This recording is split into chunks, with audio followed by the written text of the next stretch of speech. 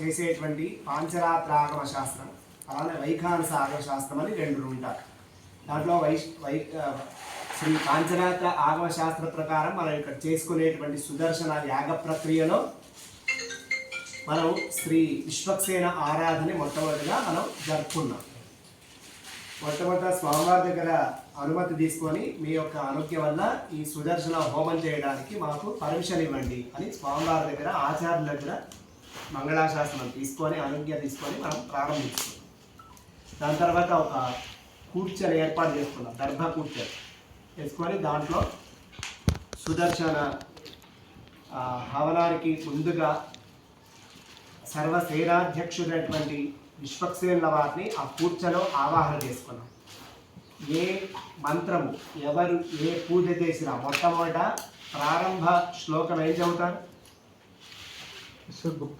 శుక్లాంబరధరం విష్ణు శశివర్ణం చతుర్భుజం ప్రసన్నవదనం ధ్యాయేత్ సర్వ విఘ్న ఉపశాంతయే అని చదువుతారు.